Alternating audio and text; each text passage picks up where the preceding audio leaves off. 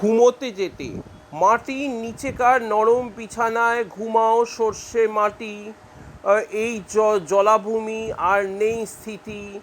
খিতাব ভ্রমের ভ্রমি। ঢেলে উঠছে বঙ্গোপসাগরের জল। ধাক্কা দিচ্ছে গোটা বদ্বীপটাকে। পাণ্ডুর তোমার মুখটি অকলঙ্ক।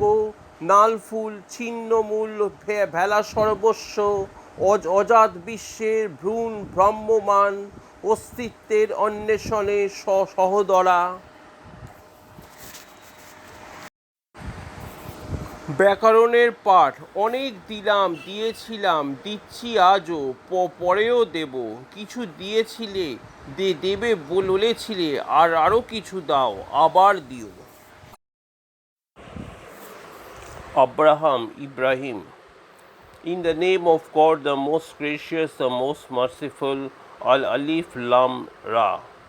We have revealed to you this book so that by their Lord's command you may lead men from darkness to the light, to the path of the mighty, the praiseworthy one, to God with who possess whatever is in the heavens and whatever is on earth. Woe to those who deny the truth, and for those they shall be sternly punished.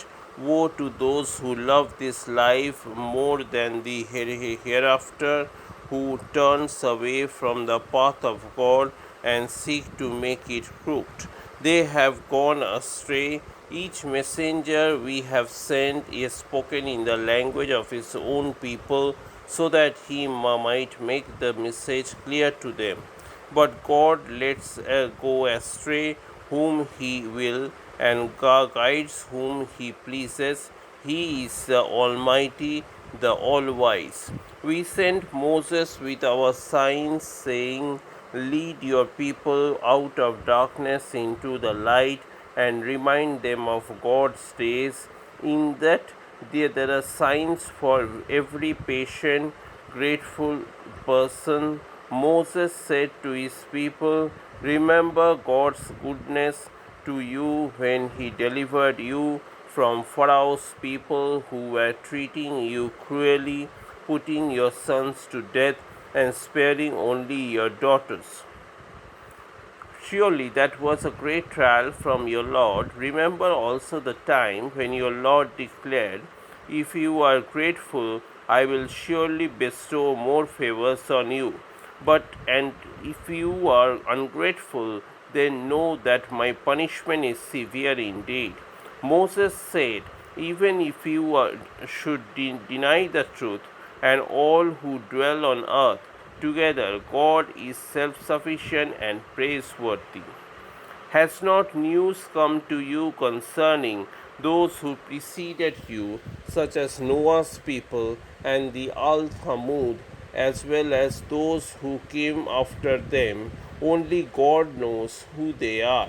The messengers came to them with clear signs, but they put their hands to their mouths, saying, we deny the message you have been sent with. We have grave doubts about what you are inviting us to do. The messengers said, is there any doubt about God, the originator of the heavens and earth? He calls you to him in order to give you some of your offenses and to reprieve you for the specific period. They said, you are only human beings like ourselves. You want to divert us from what our forefathers have been worshipping, so bring us some clear authority. The messengers replied, we are indeed mortals like yourselves, but God bestows his grace on such of his servants as he chooses. We cannot give you miracles except by God's leave. In God let true believers put their trust, and why should we not put our trust in God when he has already guided us to our paths?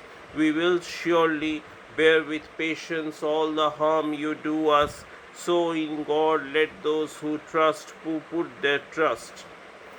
Those who deny the truth said to their messengers, "We shall banish you from your land unless you return to your ways, to our ways."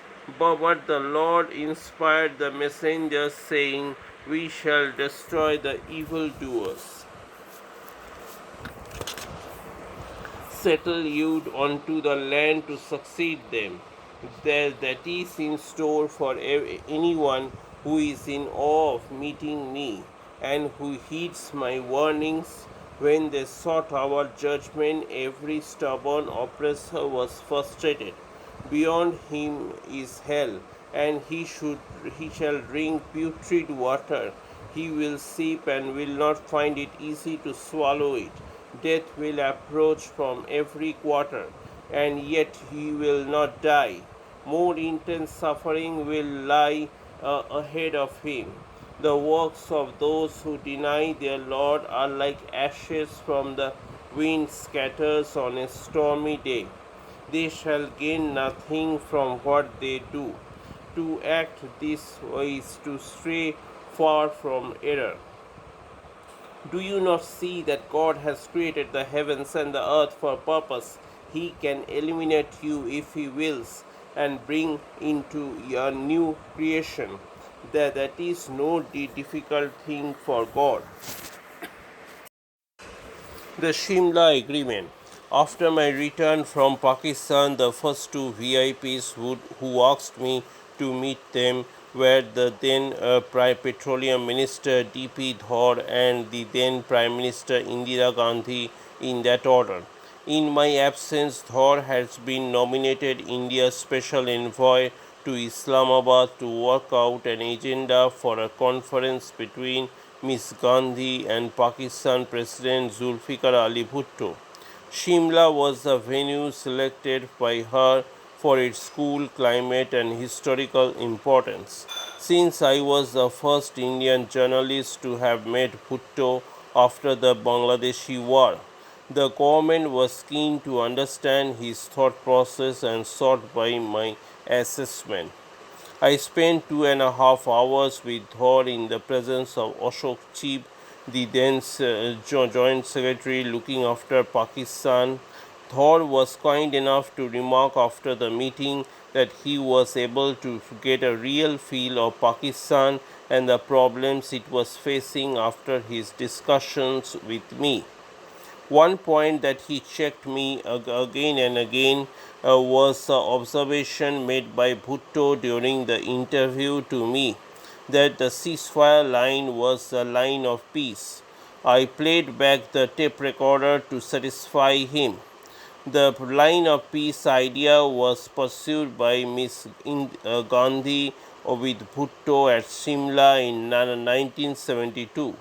He reportedly told her not to insist on it because he would run into difficulties in his own country. My meeting with Mrs. Gandhi lasted for half an hour, and I gave her the gist of what Bhutto had said. As we were getting up, she asked me which option India should exercise between returning occupied territory and Pakistan prisoners of war. I told her that, left to me, I would have returned prisoners and the occupied territory after the fall of Dhaka. The Pakistani people would have taken their soldiers to task for the defeat. On the other hand, the longer they stayed in India as prisoners of the enemy, the higher their stock would be in Pakistan when they returned home after having undergone imprisonment. Indeed, when we released the prisoners months later, they were received like heroes. Similarly, had we returned the territory soon after Pakistan's defeat, this involuntary act of generosity would have boosted our prestige. Bhutto had told me that India would not be able to keep the prisoners of war for long because of the pressure of world opinion. He had already started sending postcards on behalf